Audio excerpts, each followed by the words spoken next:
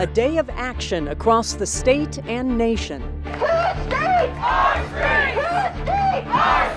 Really astounded at what this government's doing. It's not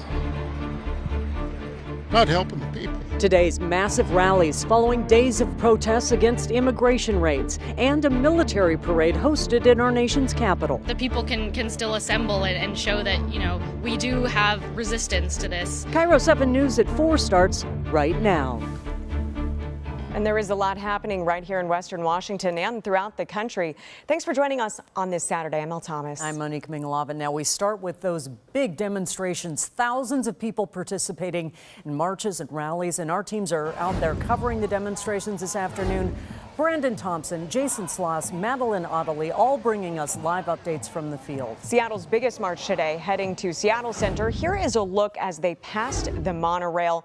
KIRO 7's Madeline Ottley is at Seattle Center right now. So Madeline, so many people coming out to make their voices heard. What are you seeing and hearing out there?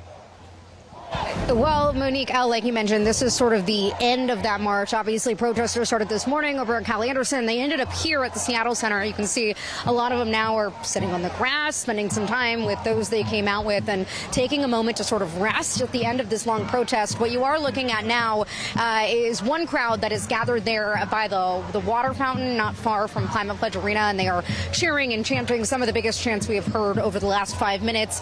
No justice, no peace, no means no, free Palestine, we want free press, our politicians are not for sale, and tax the rich. A lot of flags that we're seeing in this area too, a lot of pride flags representing for Pride Month, a large trans flag that has been flown in the center of the grassy area here. It looks like our photographer Drew is moving that direction right now. Several Palestinian flags and then also many American flags as well.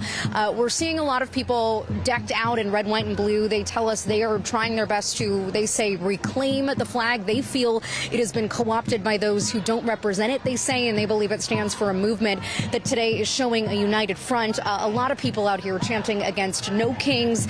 They feel that the Trump administration has stepped too far into an authoritarian zone, and they feel there is not enough checks and balances as well.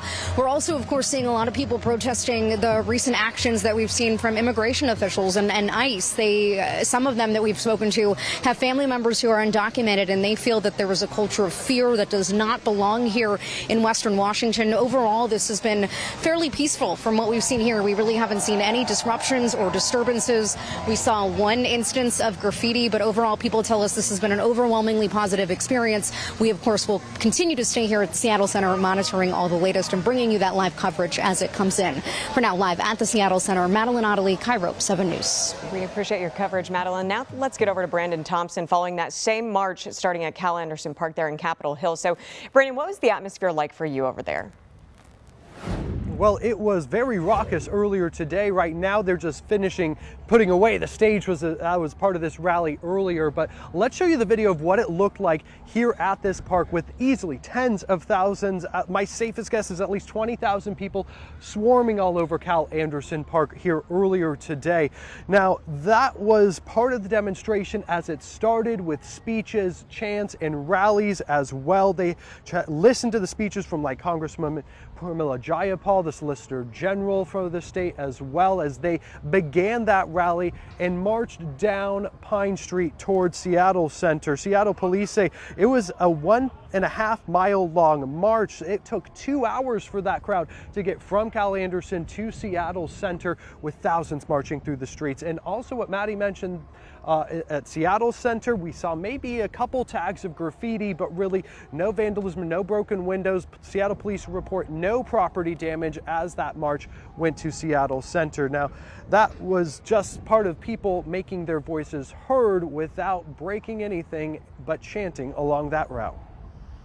Just about everything they're doing, I'm against. I'm surprised it's going as badly as it is. I march, I rally, I write my senators and my representatives, but I am defending democracy by being with the people. I'm a person. We're a government of the people, by the people, and I feel like this is demonstrating that we, the people, do not agree with what's going. We are defending our democracy. Now we've seen a couple people making their way back here with signs as they return to Capitol Hill. We'll be hanging out here monitoring the situation here at Cal Anderson Park. Live in Seattle, Brandon Thompson, KIRO 7 News. Well, let's go ahead and take a live picture from our Drone 7 flying over the growing crowds at Seattle Center right now. You can see a lot of what Madeline was talking about around that fountain there where she was standing in that same area. Certainly a lot of people still there today. Really astounded at what this government's doing. It's not helping the people. Well, farther north, demonstrators have been gathered at the University of Washington. That is where we find KIRO 7's Jason Sloss. So, Jason, you've been there all afternoon. What can you tell us from your standpoint? Well, a pretty orderly event here at UW. Big turnout, though. Let's show you a little bit about what was going on earlier this afternoon. A rally got underway around noon. Several hundred people gathering here for that, many holding signs with messages opposing the Trump administration, policies regarding the economy, tariffs, and the ICE raids and deportations. People that are doing jobs, people that are working, people that are following the rules.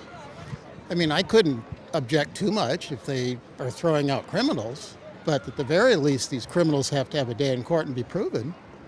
Hell, they were so busy throwing out criminals, they didn't even bother to let them go to court or talk to anybody. It's ridiculous. Now, after the main gathering in Red Square here, the group marched through parts of the campus. Things wrapped up around 2:30. It was smooth, no confrontations or problems that we noted. One of the interesting things, it was commencement, so we saw a lot of graduates passing through while this was going on. We talked with some of them about their thoughts on what was playing out here, and we'll hear from them.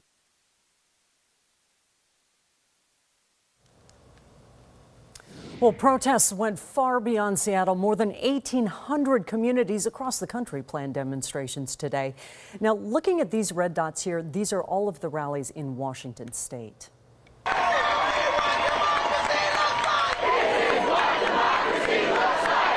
And you can see there crowds chanting in Tacoma, speakers preaching messages of equality and unity, signs in the crowd protesting ICE raids, Tesla, and the Trump administration. And this was the scene in Olympia when our crews arrived this afternoon, although people tell us there were many more people out demonstrating before we arrived. The so-called People's Rebellion group marched from the Capitol Mall in West Olympia to the state capitol as part of those nationwide protests. So these protests, as demonstrators fill the streets of cities around the country, a very different scene in Washington, D.C. right here, though. A massive military parade. This marks the 250th birthday of the U.S. Army and also the 79th birthday of the president. You are seeing a live look at the parade right now. It started early due to rain and storms in the forecast. And of course, the president is in attendance. Now, protesters flooding cities across the nation. We saw seas of homemade signs from Boston to Los Angeles, Philly, and West Palm Beach. We are keeping an eye on all